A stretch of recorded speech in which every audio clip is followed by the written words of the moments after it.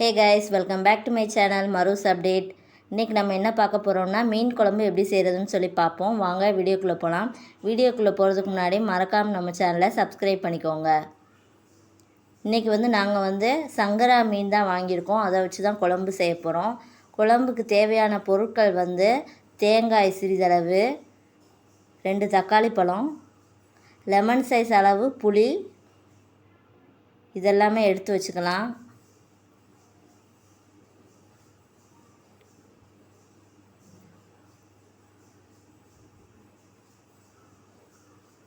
மசால் பொடி குழம்பு மசால் பொடி தான் நாங்கள் வீட்டிலே அரைச்சது, 4 ஸ்பூன் அது எடுத்துக்கலாம். இப்போது ஒரு மிக்ஸி ஜாரில் தேங்காய், வெங்காயம் இது எல்லாத்தையுமே நல்லா போட்டு அரைச்சி எடுத்துகிட்டு வந்துடலாம். அரைச்சாச்சு. இப்போ கடாயில் குழம்பு மசால் பொடி 4 ஸ்பூனு, அந்த தேங்காய் வெங்காயம் போட்டு அரைச்சி வச்சுருந்தோம்ல அந்த பேஸ்ட்டு, உப்பு 1 ஸ்பூனு சேர்த்துக்கலாம். இப்போ இது எல்லாத்தையுமே ஸ்டவ்வை ஆன் பண்ணி மசாலா கொதிக்க விடலாம். இந்த மசாலா நல்லா கொதிக்கணும். கொதித்த பிறகு நம்ம புளி கரைச்சி அதில் சேர்த்துக்கலாம். புளியை கரைச்சி ஊற்றினதுக்கப்புறம் நல்லா கிளறி விட்டுக்கலாம்.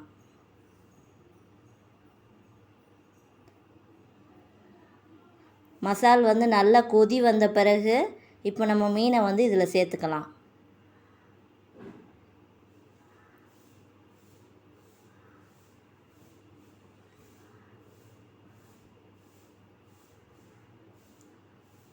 இப்போ நம்ம அந்த மீனெல்லாம் குழம்புல சேர்த்தாச்சு.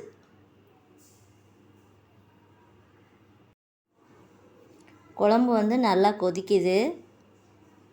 கிளறி விடும்போது எப்போயுமே பார்த்து கிளறி விடணும். ஏன்னா ஒரு சில சமயம் மீன் உடஞ்சிடக்கூடாது. அதனால் பார்த்து கிளறி விடணும். குழம்பெல்லாம் நல்லா கொதித்து பச்சை வாசனையெல்லாம் போய் ரெடி ஆயிடுச்சு. இப்போ தாளிக்கிறதுக்கு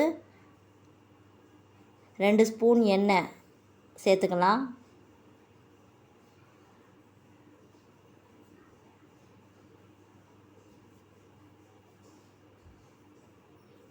கடுகு உளுத்தம்பருப்பு,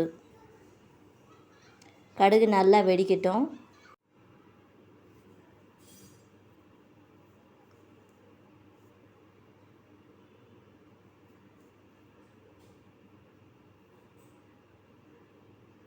இப்போ கடுகு நல்லா வெடிக்கட்டும். கடுகு பொரிஞ்சதுக்கப்புறம் ஒரு 1/2 ஸ்பூன் வெந்தயம் சேர்த்துக்கலாம். வெந்தயம் சிறிதளவு போட்டு சேர்த்துக்கலாம். அப்போ தான் வாசனையாக இருக்கும் குழம்புக்கு. கருவேப்பிலை கைப்பிடி அளவு,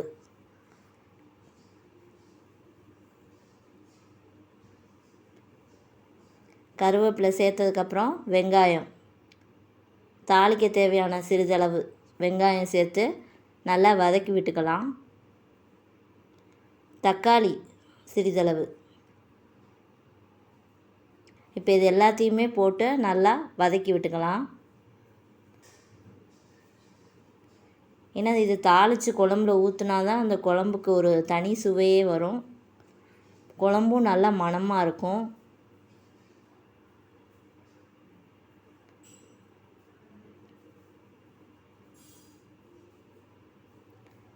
இப்போ நம்ம தாளிச்சதை குழம்புல சேர்த்துக்கலாம். அவ்வளோதாங்க, சும்மா கம்மன்னு மீன் குழம்பு ரெடி ஆயிடுச்சு. இதே மாதிரி நீங்களும் மீன் குழம்பு உங்கள் வீட்டில் ட்ரை பண்ணி பார்த்து எப்படி இருக்குன்னு சொல்லி கமெண்ட்ஸில் ஷேர் பண்ணுங்கள். வீடியோ பிடிச்சிருந்தால் லைக் பண்ணிவிட்டு மறக்காமல் நம்ம சேனலை சப்ஸ்கிரைப் பண்ணிக்கோங்க. டட்டா பாய்.